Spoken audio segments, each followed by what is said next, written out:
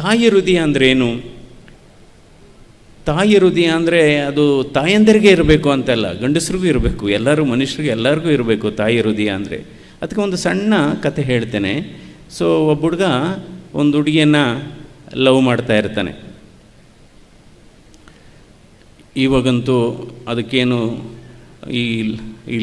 ಈ ಎರಡು ಸಂದರ್ಭದಲ್ಲಿ ಈ ಪತ್ರ ಬರೀತಾರಲ್ಲ ಅಥವಾ ವಾಟ್ಸಪ್ಪಲ್ಲೇ ಬರೀತಾರೆ. ಇವಾಗ ಈ ಎರಡು ಸಂದರ್ಭದಲ್ಲಿ ಸಾಮಾನ್ಯವಾಗಿ ಆ ಪತ್ರದಲ್ಲಿ ಸುಳ್ಳಿರುತ್ತಂತೆ.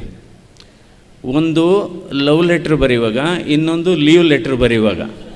ಸೊ ಎರಡೂ ಸಂದರ್ಭದಲ್ಲಿ ಅದು ಸುಳ್ಳಿರುತ್ತಂತೆ. ಆ ಹುಡುಗ ಲವ್ ಮಾಡ್ತಾ ಇರ್ತಾನೆ.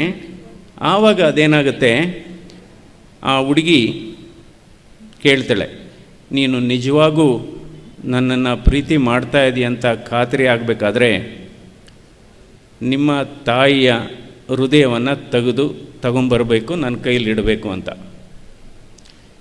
ಇವಾಗ ಸುಮಾರು ಜನ ಅದೇ ರೀತಿ ಆಗ್ತಾಯಿದೆ. ನಂತರ ಆ ಹುಡುಗ ಏನು ಮಾಡ್ತಾನೆ, ನೇರವಾಗಿ ಹೋಗಿ ಅವರ ತಾಯಿಯ ಹೃದಯವನ್ನು ಸೀಳಿ ಆ ಹೃದಯವನ್ನು ಇಟ್ಕೊತಾನೆ ಕೈನಲ್ಲಿ ಇಟ್ಕೊಂಡು ಓಡ್ಲಿಕ್ಕೆ ಶುರು ಮಾಡ್ತಾನೆ ಅವನ ಲವರ್ ಹತ್ರ.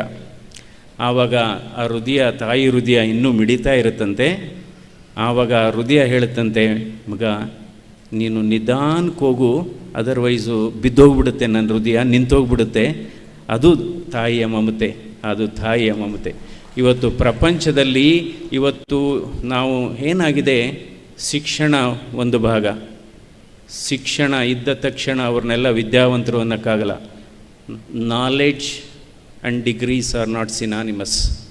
Some people may be having degrees but they may not be knowledgeable, so they have to go together. Knowledge gives power, character gives respect.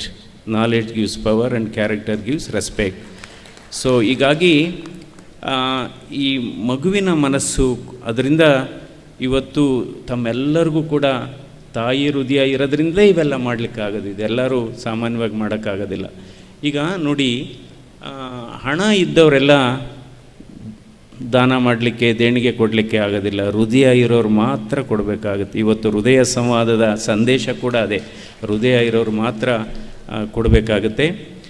ಇವತ್ತು ನೋಡಿ, ನೀವು ದೇವರುಂಡಿಗೆ ಎಷ್ಟಾದರೂ ಹಾಕಿ, ನಿಮ್ಮನ್ನೇನಂತಾರೆ, ಭಕ್ತರು ಅಂತ ಮಾತ್ರ ಅಂತಾರೆ. ಆದರೆ ಕಷ್ಟದಲ್ಲಿದ್ದವ್ರಿಗೆ, ಅಥವಾ ನೀವು ಎಲ್ಲ ಅದನ್ನೇ ಮಾಡ್ತಾ ಇರೋದು, ಕಷ್ಟದಲ್ಲಿದ್ದಂಥ ಸಹಾಯ ಮಾಡತಕ್ಕಂಥ ಸಂಘಟನೆಗಳಿಗೆ ನೀವು ಹಣ ಕೊಟ್ಟರೆ ನಿಮ್ಮನ್ನೇನಂತಾರೆ, ದಾನಿಗಳು ಅಂತಾರೆ. ಆಯಿತು, ಭಕ್ತರು ಇರಬೇಕು, ಬಟ್ ದಾನಿಗಳ ಸಂಖ್ಯೆ ಹೆಚ್ಚಾಗಬೇಕು. ಆವಾಗ ಬಹುಶಃ ಪ್ರಪಂಚ ಮುಂದೆ ಹೋಗುತ್ತೆ. ನಮ್ಮ ನೋವು ನಮಗೆ ಗೊತ್ತಾದರೆ ನಾವು ಜೀವಂತವಾಗಿದ್ದೀವಿ ಅಂತ ಅರ್ಥ.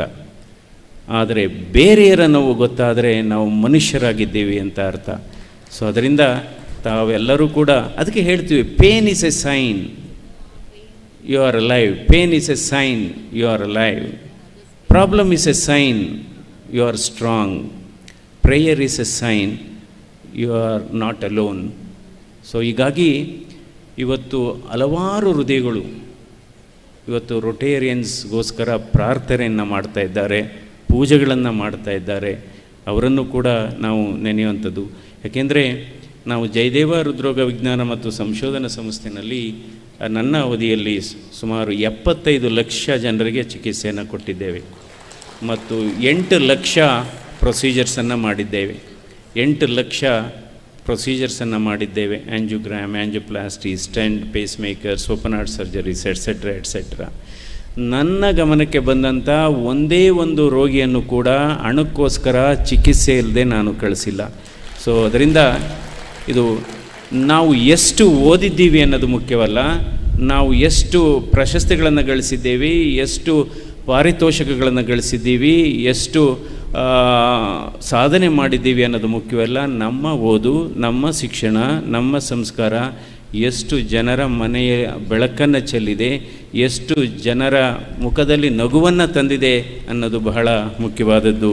ಹೀಗಾಗಿ ಇವತ್ತು ನೀವೆಲ್ಲ ಅದಕ್ಕೆ ನೋಡಿ, nobody is honoured or respected for taking, it's only they are honoured and respected for giving.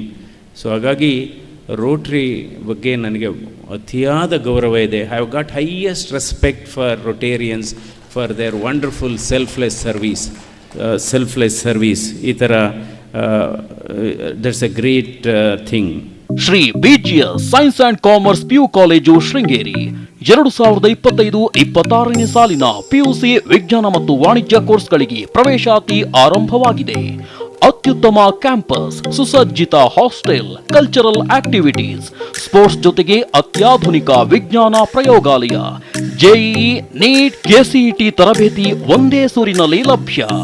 ನಿಮ್ಮ ಮಕ್ಕಳ ಉಜ್ವಲ ಭವಿಷ್ಯಕ್ಕಾಗಿ Shri BGS science and commerce PU college Sringeri. ಹೆಚ್ಚಿನ ಮಾಹಿತಿಗಾಗಿ ಸಂಪರ್ಕಿಸಿ 6360895642 8431600937.